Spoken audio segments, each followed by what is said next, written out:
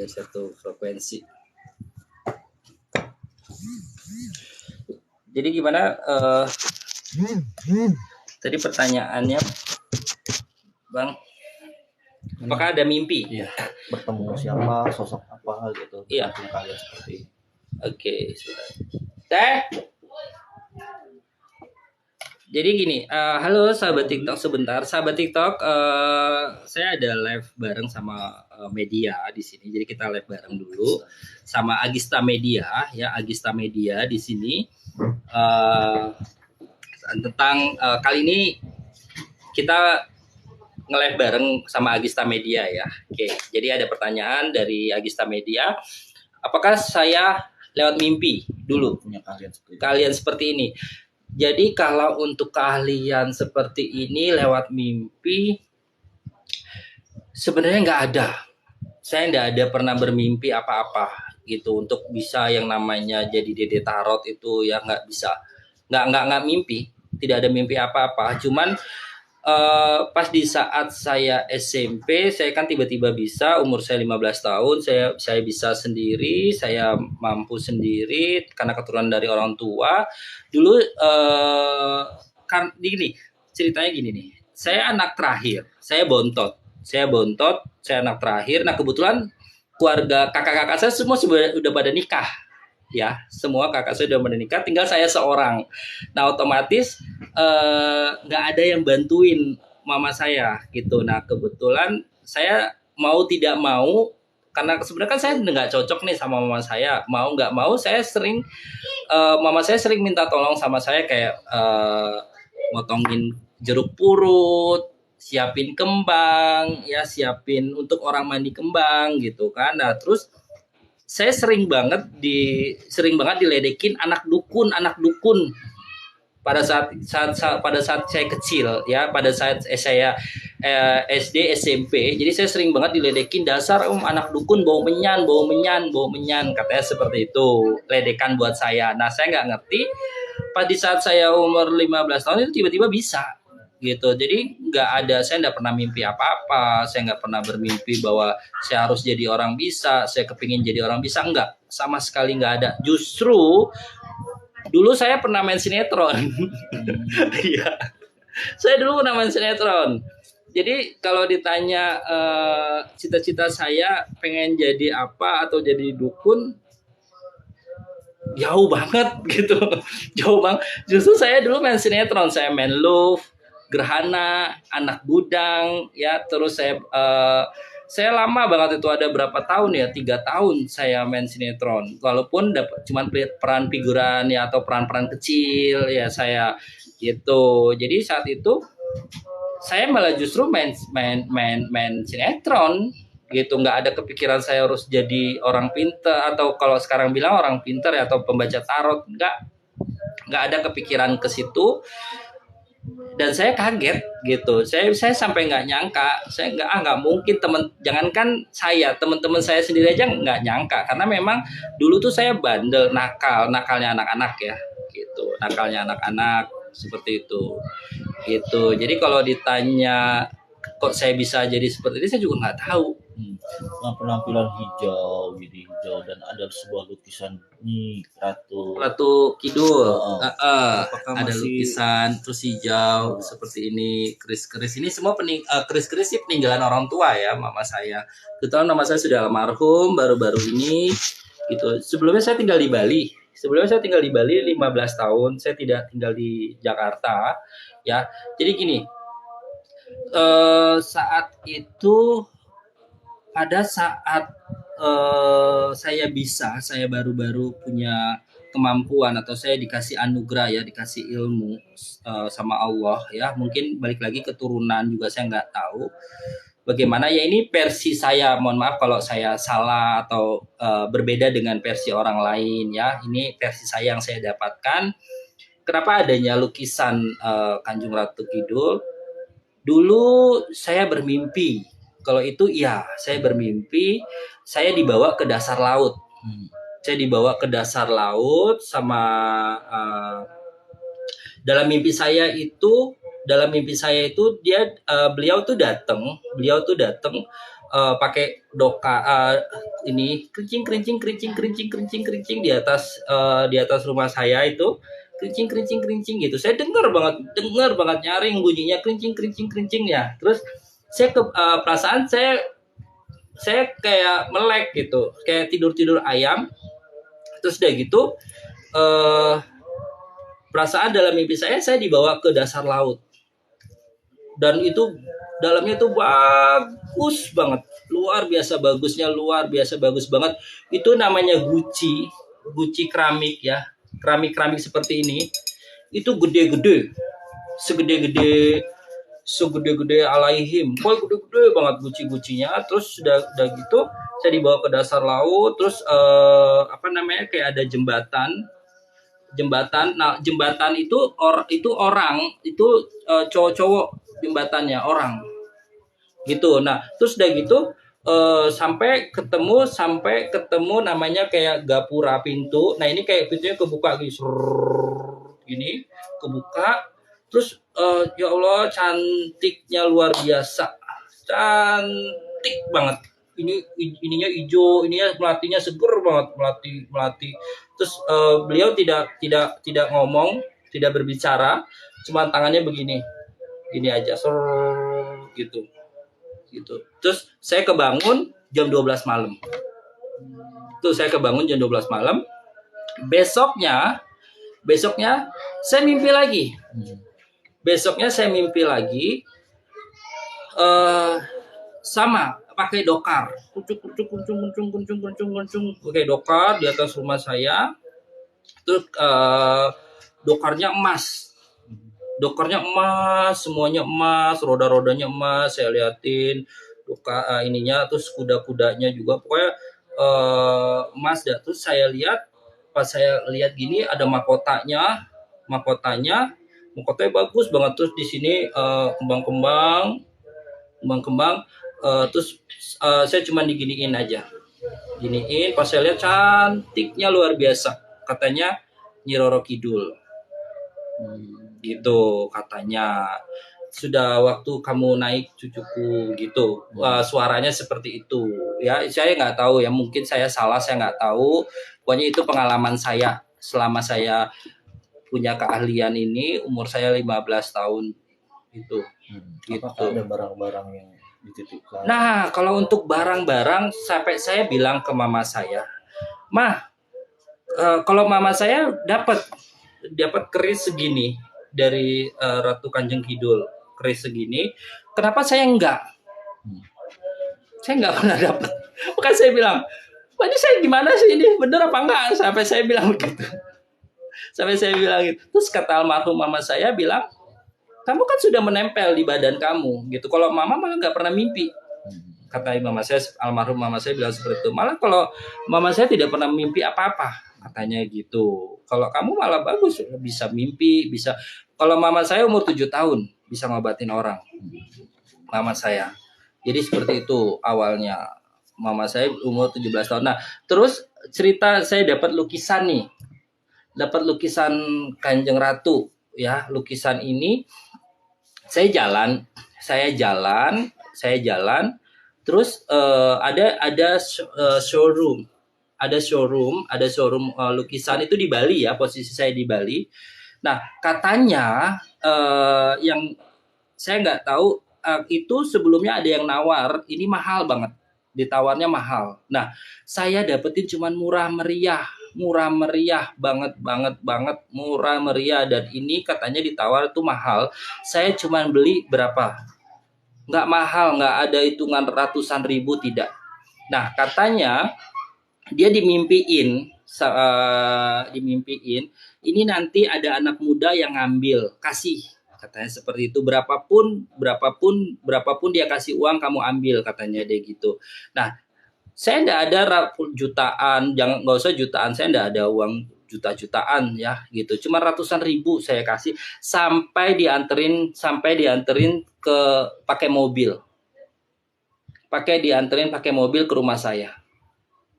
Gitu. Dan yang ngelukis ini Mangku. Kalau di sini pemuka agama ya, Mangku itu pemuka agama, seperti itu. Itu yang ngelukis yang lukis lukisan Kanjeng Ratu. Sudah berapa tahun itu? Udah berapa tahun? Ada kali 7 tahunan. 7 tahunan lebih kurasa itu. Iya, tapi kalau kayak keris, kayak ini peninggalan almarhum mama saya. Mama saya baru banget meninggal. Gitu. Itu juga awalnya saya kembali ke Jakarta atau kembali ke sini itu karena orang tua gitu. Karena orang tua saya nyuruh saya pulang ke Jakarta karena biar supaya kenal keluarga. Kok dilala saya nurut. Pada saat itu saya nggak pernah nurut. Karena saya nggak cocok sama mama saya, nggak tahu kenapa. Saya nurut, saya ikutin. 3 bulan saya di Jakarta, orang tua saya nggak sakit, nggak apa, meninggal. Itu dia. Ada pesan terakhir dari pesan terakhir dari orang tua, saya kalau ingat orang tua nangis. Ada pesan terakhir sebagai ibu rahim yang pernah ada di rahim ibu. Terus nggak ada sih kepesan ya.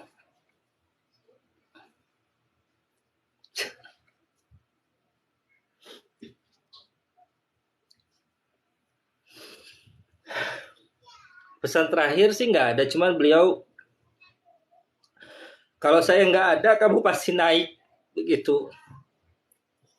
Artinya maksudnya? Kalau saya udah nggak ada, kamu pasti naik, kamu terkenal. Dia bilang sih seperti itu. Karena saya nggak tahu.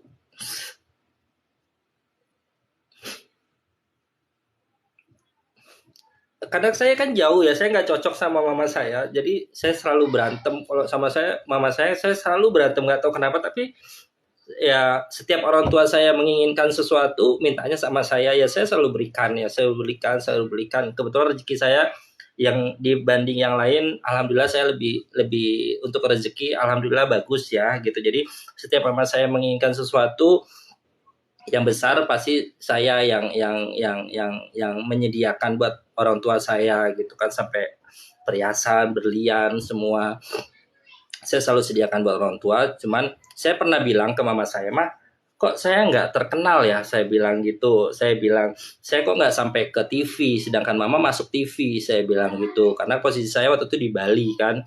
"Kenapa mama masuk TV, saya enggak?" Saya bilang gitu. Ya saya di TikTok. Kalau untuk di Bali, alhamdulillah saya bersyukur dari restoran manapun yang menggunakan saya ya. Jadi kayak restoran, hotel, terus selalu pakai jasa saya, selalu pakai bintang tamu itu saya yang dipakai sama mereka gitu. Cuman kok saya tidak terkenal, saya bilang waktu itu sama mama saya. Saya kok nggak masuk TV ya, saya bilang gitu. Belum, nanti kalau saya udah nggak ada, kamu terkenal, katanya. Dan pada akhirnya kok bisa ucapan seperti itu? Nah, nggak tahu ya. Dan ini terjadi setelah mama saya nggak ada, saya terkenal beneran. Dan saya bisa dekat sama Dodi, saya dekat dengan artis-artis lain. Dulu saya dekat sama artis-artis lain memang gitu kan, banyak artis-artis lain dekat sama saya, tetapi tidak tahu, nggak saya juga memang nggak terkenal gitu pada saat itu. Artinya nggak terkenal masuk TV ya kalau untuk TikTok, untuk Instagram. Kalau dunia kayak gitu, alhamdulillah ya untuk itu naik ya gitu. Artinya lebih memilih dalam hati Andila ini, lebih memilih terkenal atau seorang ibu biar?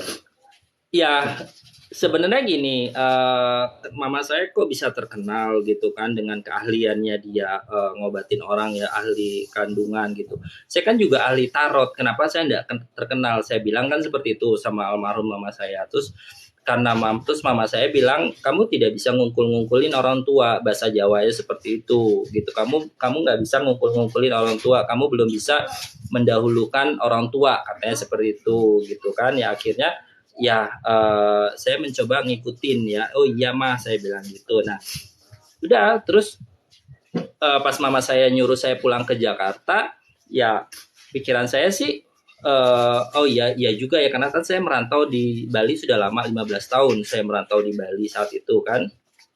Dan saya mengiyakan saat itu. Saya jadi di Jakarta ini baru 1 tahun dan saya nggak tahu banget namanya jalan atau manapun. Benar-benar kayak orang saya kayak merantau di sini gitu ya. Dan nggak benar kejadian, ternyata nggak lama orang tua saya nggak ada gitu, dan itu membuat saya kaget ya.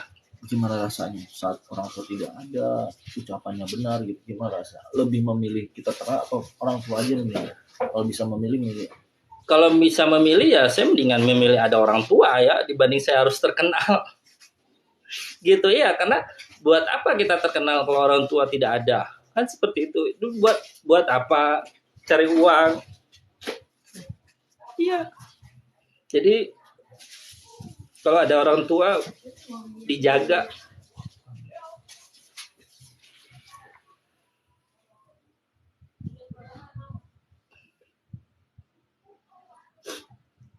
Jadi benar-benar ya orang tua itu luar biasa ya buat saya, karena saya juga nggak akur dulu, nggak cocok sama mama saya ya. Jadi saat itu yang saya pikirkan hanya mama taunya cuman dek mau minta uang ya saya sediain, dek mau minta ini saya sediain, dek mau minta ini. Karena saya bontot ya gitu. Saya bontot, saya 6 orang bersaudara dan saya anak terakhir. Saya hanya selalu menyediakan itu, dan saya ngerasa bahwa mama saya tuh cerewet ya, mama saya tuh cerewet banget, galak gitu. Dan saya dulu tuh memang saya nggak tahu kenapa dari kecil saya nggak cocok sama mama saya. Jadi saya sering dipukulin, saya sering kayaknya kalau ngeliat saya tuh panas mama saya tuh. Kalau ngeliat saya tuh panas banget, dan saya ingat banget setiap hari Jumat saya selalu dapat pukulannya itu wah luar biasa. Iya, benar, sapu lidi di kaki saya, di bebekas semua gitu. Tapi saya nggak dendam. Saya nggak dendam, mungkin karena mama capek kali atau bagaimana, atau saya punya isian sama kali ya gitu.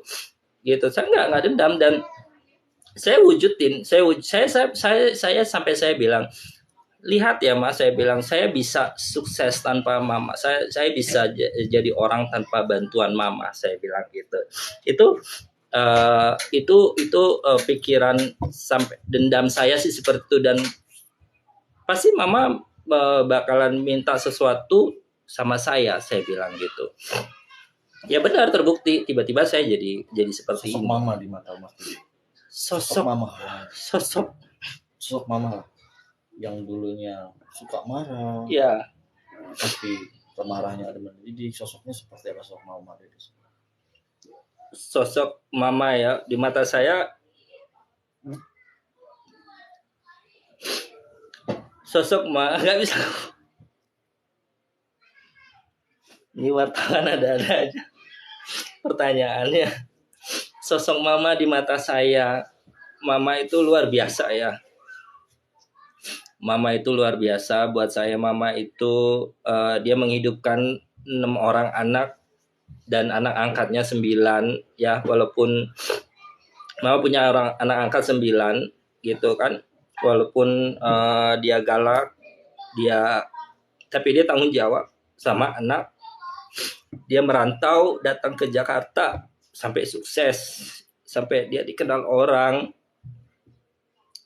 yang dasarnya kami nggak tahu siapa, kami nggak tahu.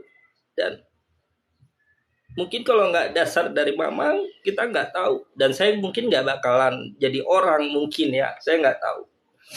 Itu karena mama sendiri sukses di perantauan orang. Mama saya berhasil saat itu. Akhirnya kita dihargain orang. Kita dikenal orang. Sampai setiap saya bolos sekolah saat itu kan saya sering bolos sekolah karena saya syuting ya. Karena saya ikut syuting terus. Dan itu nggak apa-apa, diiyakan. Karena memang orang tua saya dikenal orang saat itu gitu. Dan mama itu benar-benar luar biasa buat saya. Kenangan sama mama yang melekat, inspirasi banget ya buat saya, perempuan tangguh gitu.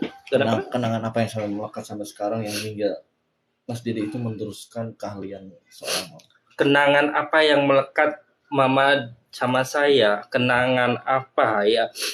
Sebenarnya saya tidak banyak banget kenangan ya, karena saya tidak dekat sama mama gitu kan. Karena saya tidak terlalu dekat dengan mama. Cuman mama selalu bilang, kamu jangan egois.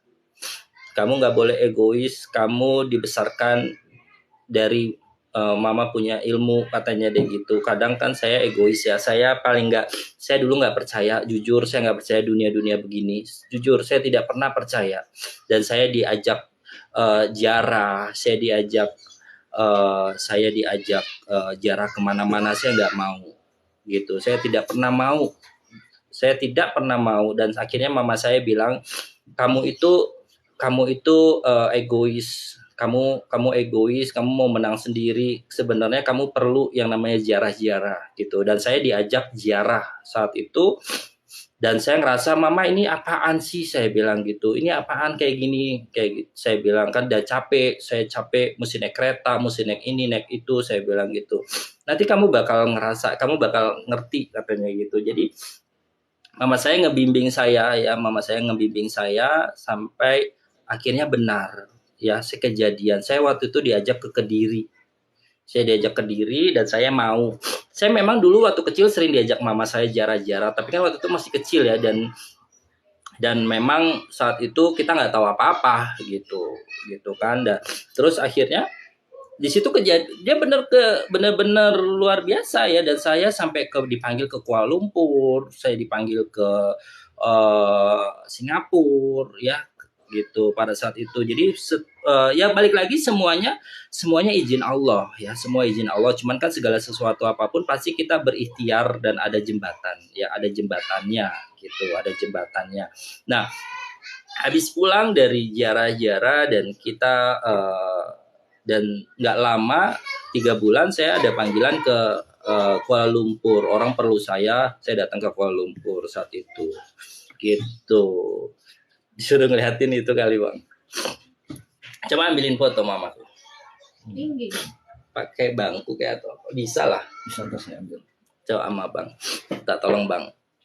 Hai sahabat TikTok, maaf ya, ini wartawan nih ada-ada aja nih. Nggak tahu saya ini bener-bener spesial banget ya. Ini live spesial banget buat teman-teman yang lihat.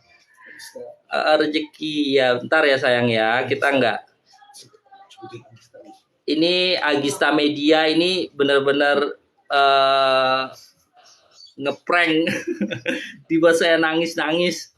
Saya kalau udah ngomongin orang tua, aduh, nggak bisa, benar-benar saya kalau ngomongin orang tua. Ini mama saya, mirip banget tahu sama saya, tuh mirip banget sama saya nih. Kalau kata kakak saya,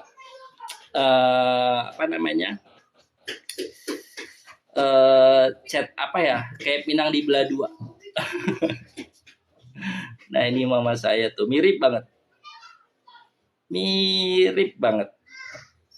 Jadi aslinya juga mirip sama saya, makanya saya nggak tahu, berantem terus sama mama saya.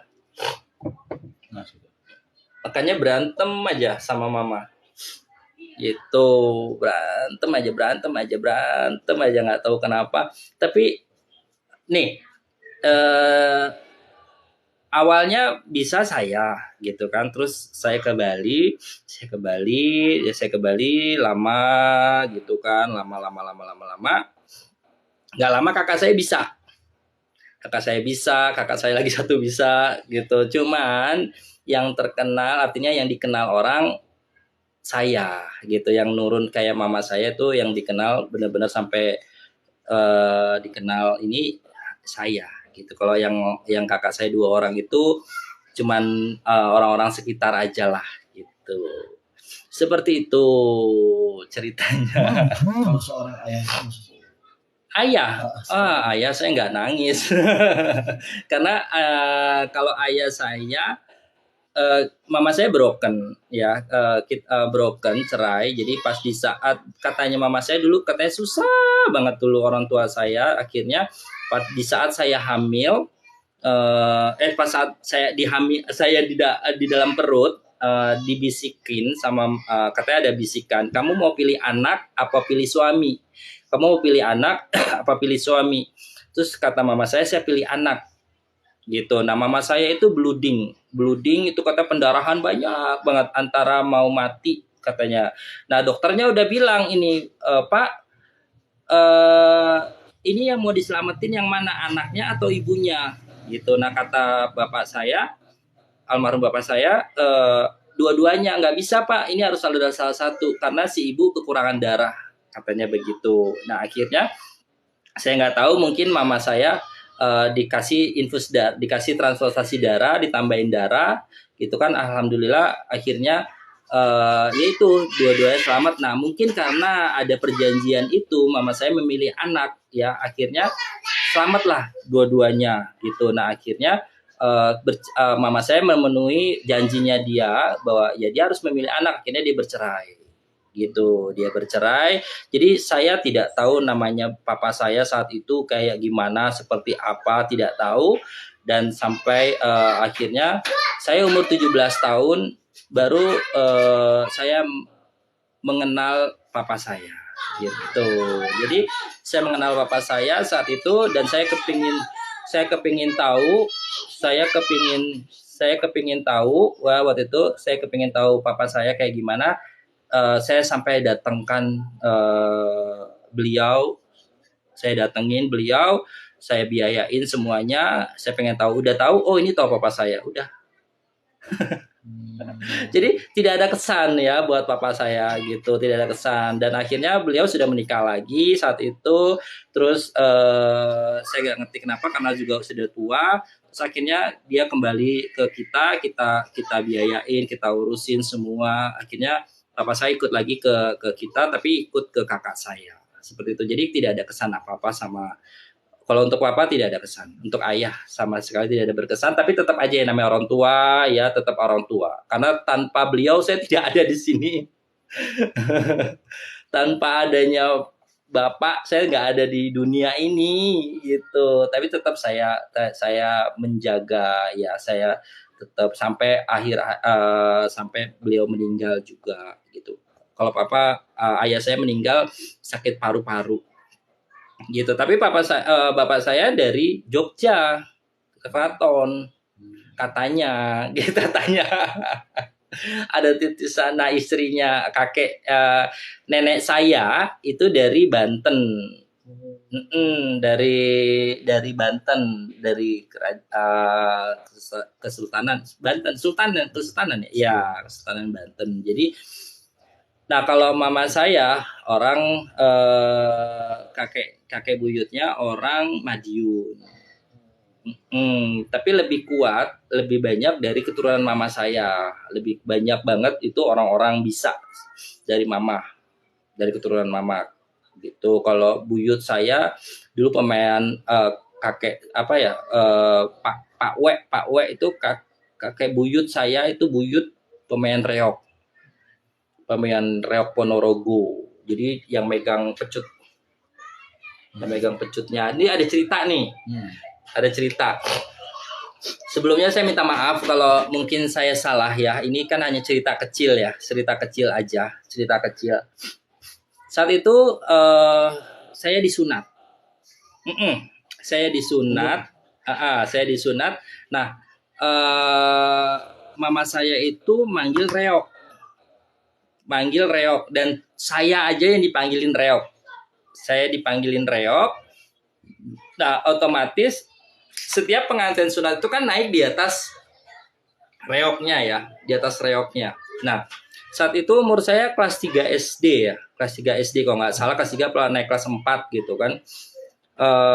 Saya ditaikin tuh di atas reok, dan itu hujan, angin kencang katanya, hujan. Nah itu saya diturunin, cuman satu putaran saya diturunin, katanya, aduh Bu Haji, maaf ini anaknya berat banget, nggak bisa Bu Haji, kalau saya terusin nggak bisa katanya gitu, mohon maaf diselesaikan aja ya Bu Haji. Jadi penampilannya itu berhenti.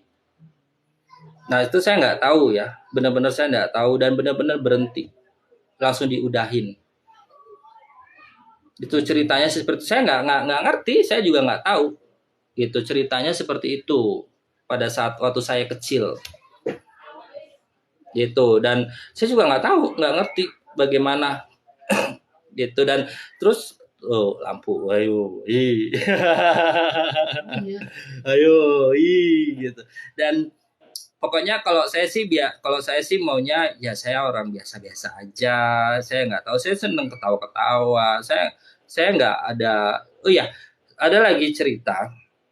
Dulu saya itu kan sempat tahun 2014 saya booming. Pada saat itu masih media eh, namanya apa ya, majalah gaib sama majalah misteri, dan saya paling muda waktu itu pembuka pembuka aura anak muda, ahli aura anak muda, paling kecil. Saya paling kecil paranormal, paling kecil saat itu ya. Jadi saya sering diwawancara sama sama wartawan misteri, majalah misteri gitu. Dan barengannya itu Ki Joko Bodo, Ki Kusumo, waktu-waktu baru barengan keluarnya, dan saya masih kecil, masih 19 tahun. Masih 19 tahun. Dan saya praktek kemana-mana, keliling ke Bali, ke Batam, ke Aceh, ke Medan. Dan saya sampai nggak mau, saya sampai bosen. Saya bilang, saya nggak mau, saya bosen. Saya gituin, saya bosen. Makanya saya sering live kan bilang, aduh capek, aduh capek, aduh capek. Jadi kadang moodnya aja gitu, mood-moodan. Kalau lagi saya mau, saya live, saya seneng, saya gitu. Kalau lagi enggak ya enggak. Sampai ada orang yang bilang, katanya saya punya sabuk, saya punya apa, saya bilang saya nggak punya apa-apa, saya orang biasa, saya gituin.